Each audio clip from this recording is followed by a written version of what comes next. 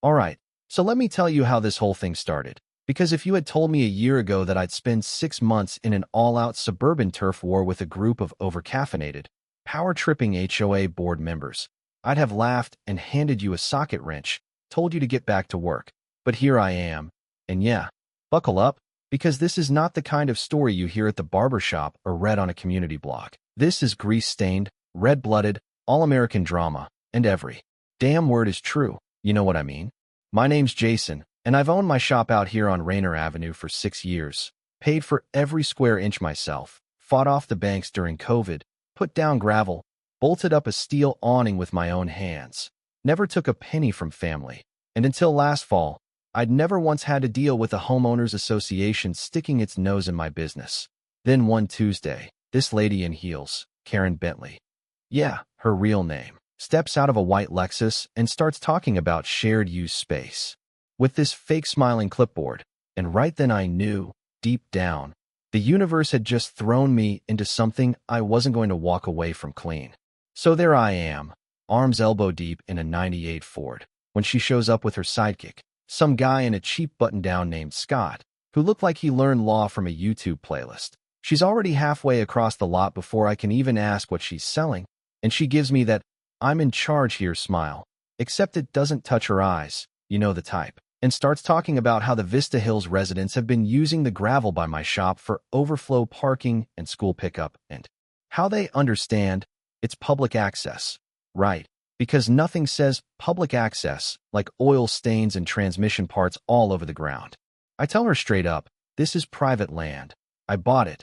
No easements, no leases, not a damn thing for the HOA to say about it.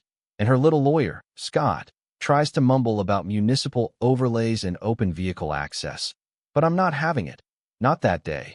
Not ever. And as soon as I make it clear, they leave. But not before Karen warns me she'd hate to escalate things, which is HOA code for "this isn't over." And brother, it sure wasn't. Next morning, I'm out there screwing "no parking, tow away" signs all around the lot, making it obvious, and by noon, there's already a line of minivans and sedans ignoring the signs like they're written in invisible ink. So I call my guy Leroy at the tow company, tell him I want them gone, but before he even gets there, a cop pulls in with Karen standing arms crossed, phone out, pointing like she's calling in a murder. Cop's decent, looks at my paperwork, sees the deed, the survey, tells her it's private property and to give people time to adjust, but I knew I wasn't waiting, not when the message was already clear. You'd think that'd be the end, right? But you don't know HOAs.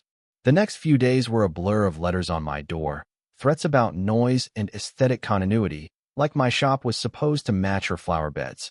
And then, out of nowhere, these two guys in orange vests show up, surveying for community integrity. I'm pretty sure their clipboards were just for show. Manny, who runs a shop down the street, calls me that night, tells me he saw the same clowns taking photos of his roof vent, and we both knew exactly who was behind it. It all boiled over when I had a shipment coming in, big box truck, new lift system. 6 months I waited for that delivery, and the whole side lane is blocked by a parade of HOA cars, Karen's Lexus right up front, so I snapped photos, post them on my shop's page, let the whole damn town see what was happening. The post blows up, and suddenly I'm getting calls from locals, some cheering me on, some telling me I'm starting World War III, and then Karen calls the county on me, starts posting on the Nextdoor app, says my signs are hostile, and that I'm threatening the emotional well-being of Vista Hills. You ever hear someone complain that your aluminum, no parking sign hurt their feelings? Only in suburbia, man. It went from parking to a real campaign. Karen handing out flyers, HOA newsletters calling me out without naming names, blurry photos of my lot showing up in people's mailboxes. So I did what any stubborn, pissed-off mechanic would do. I hired a surveyor, got my property line certified, blew up the document to poster size, and hung it in my lobby with a plaque, "Boundary disputes end here." If you wanted to see a grown woman's head nearly explode, you should have seen Karen the first time she saw it. But that just kicked off the next phase. They went after my vendors, started making calls, dropping legal coordinator titles, trying to scare them off. And for a minute, it worked. A few of my regular suppliers called to give me a heads up that someone from the township was warning them about zoning issues. But I knew it was Karen and her merry band of keyboard warriors, so I looped in my lawyer Grace. sharp as a tack. Nothing rattles her. She tells me, document everything, record calls, get statements. So I did. That's when they tried the oldest trick in the book, set up. This guy pulls into my lot in a busted Dodge Neon, acts shifty as hell, drops off his car for a diagnostic, and the next thing I know, he's accusing my crew of scratching his fender, calls the cops, tries to make a scene. Except I've got cameras. Cops show up, I run the tape, and clear as day, the dude is seen planting a baggie of powder in his own car. Turns out, he's a Vista Hills resident, one of Karen's little online lapdogs, and when Grace hears the whole story, she tells me, save everything. You just caught them attempting criminal entrapment. By then, word gets out. A reporter named Daniel from Civic Wire picks up the story, writes an expose on HOA harassment, includes quotes, security footage, leaked chat logs from inside Vista Hills, the works.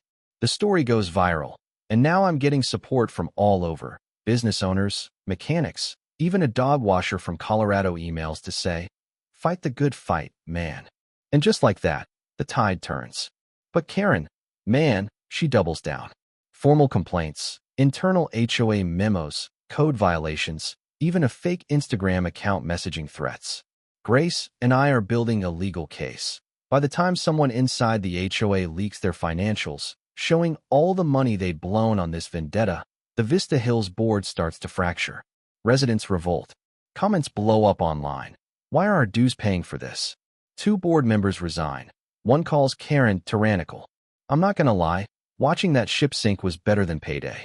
I keep playing defense, collecting evidence, and then one day, Lillian, a board member, shows up at my shop.